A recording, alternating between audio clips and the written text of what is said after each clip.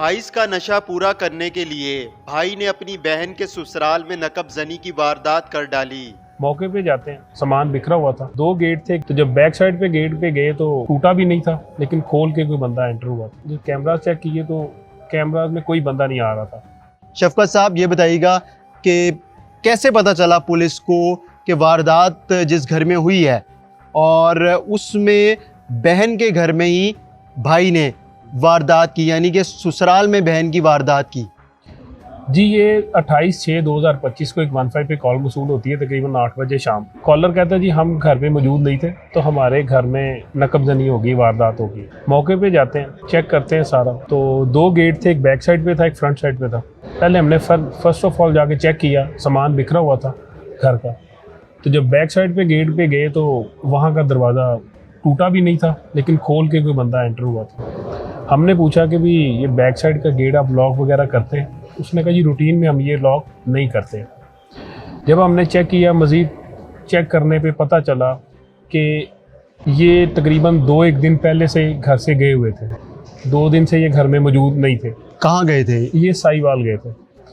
Back side पे वो बज़ाहिर हमें फील हुआ कि ये कोई ऐसा बंदा अंदर आया कि जो बंदा इनको जानने वाला है। भाई CCTV कैमरा चेक किए, जब कैमरा चेक किए तो कैमरा में कोई बंदा नहीं आ रहा था, कोई सिंगल पर्सन ही कोई आया था, लेकिन वो बंदा सामने नहीं आ रहा था कोई भी कैमरे के। जब उन्होंने मज़ीद चेक किया उसको तो हमें फील हुआ कि बंदा इनके जानने वाला ही है। क्वेश्चन किया उनसे कि भाई यार ये आपको किस किस इंसान को पता था कि आप घर में मौजूद नहीं हैं? तो उसमें हमें मोबाइल वगैरह उनके चेक करने पे ना, ये आपका एक मुलज़म था, ये मुसलसल राब्ते में था घर वालों के साथ कि आप किधर पहुंच गए हैं। तो आगे से उसका वो बहनोई बता रहा था कि भी हम रास्ते में अभी जा रहे हैं। फिर उसने कहा जी मुझे पहुंच के बताइएगा। फिर उसने पहुंच के उसे इन्फॉर्म किया कि हम साहिवाल पहुंच गए हैं। फिर से हमें थोड़ा सा ना उस पर शक हो गया कि ये बंदा है, और जब उस बंदे का नंबर लेके हमने चेक किया तो नंबर उसका ऑफ जा रहा था।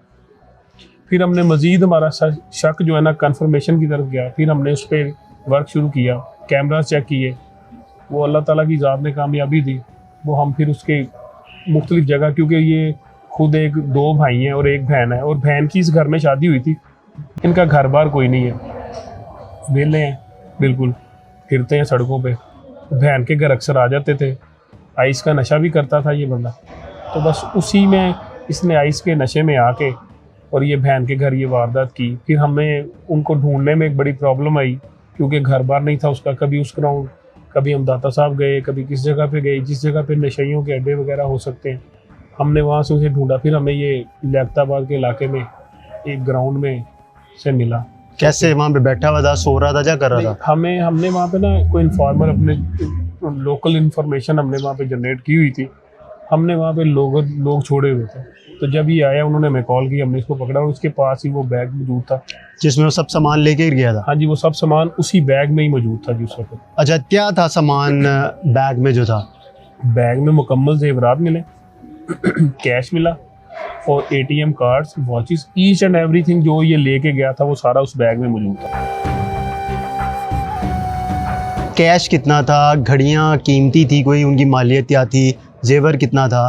टोटल कितनी मालियत का नुकसान था? टोटल इफराज पे ये बनती है मालियत, आप कह लें तकरीबन 38-40 के राउंड अबाउट 40 लाख लगभग। हाँ जी, लगभग 40 लाख रुपए। तो इसमें से इसने खर्चा कितना किया? ये सारा सामान ये यहाँ से लेके गया, इसका मकसद क्या था? यानी कि अगर ये उस दिन ना पकड़ा जाता तो इसने करना क्या था? इसने उसमें से खर्च सिर्फ 2-3 हज़ार रुपये किया था ये, क्योंकि ये फूड पांडा वाली बाइक भी इसके पास थी। अच्छा। उसमें उसने तेल वगैरह डलवाया, और इसके पास कुछ पैसे थे जिससे इसने खाना वगैरह, कोई चाय पी और कुछ नशा किया होगा, बस इतना ही था। बाकी सब कुछ उसी बैग में मौजूद था। जब हमने इसको तलाश करना शुरू किया ना, तो जिस जगह से पे ये बैठता था वहाँ से पता चलता था ये छोटी मोटी चोरी करता था। किसी का मोबाइल उठा लिया, किसी की बैटरी उठा ली, इस तरह का ये आदी था। लेकिन बहन के घर वारदात, वो जब मैंने उसकी तफ्तीश की तो उसने यही कहा कि भी बहन के घर हमने वारदात, सिर्फ मुझे समझ ही नहीं आई, नशे में मैं था और नशा पूरा करने के लिए मैंने ये गलती कर दी। अच्छा, जब आप लोगों ने इसको गिरफ्तार किया तो उस वक्त बहन को, बहनोई को और उनके जो घर वाले थे उनको यकीन हो गया था कि यही असल मुलजिम है, या फिर वो इसको डिनाई कर रहे थे, उनको यकीन ही नहीं आ रहा होगा कि ये वारदात कर सकता है?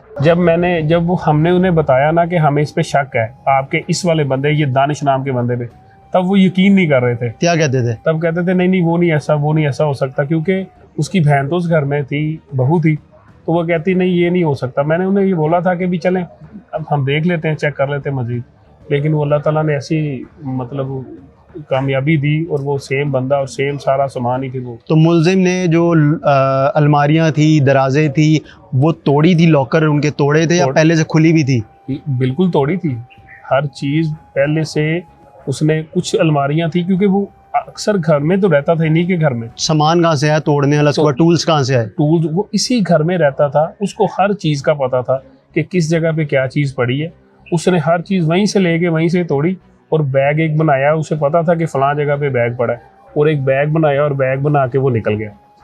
और जो उसने एंट्री ली है ना, वो एक हमें जिस चीज़ से शक हुआ था, एंट्री उसका लेने का जो तरीका था ना, वो घर वाला बंदा ही को ले सकता है, क्योंकि ना तो लॉक टूटा हुआ था। अगर लॉक टूटता तो फिर हम कहते हैं कोई बाहर से बंदा, मेन गेट से भी एंट्री नहीं थी, बैक साइड के गेट से एंट्री थी, और वो नीचे से थोड़ा सा सुराख था, उसमें से एक उंगली घुसा के उसने वो लॉक खोला हुआ था। अगर मुलजिम मौके से फरार ना होता और इसका नंबर बंद ना होता तो क्या पुलिस इस तक पहुंच पाती? क्योंकि पुलिस को तो शक ही नहीं होना था, ये तो उन्हीं के घर का हिस्सा था। असल में ना फराज भाई, अगर ये वहाँ से फरार ना होता तो शायद ये वहीं पे फिर के हमें लिखवा रहा होता कि ये वारदात हो गई है। ये फरार हुआ, इसका नंबर बंद हुआ, वो सारे जितने भी हमारे तफ्तीश के पॉइंट थे वो इसी की तरफ जा रहे थे।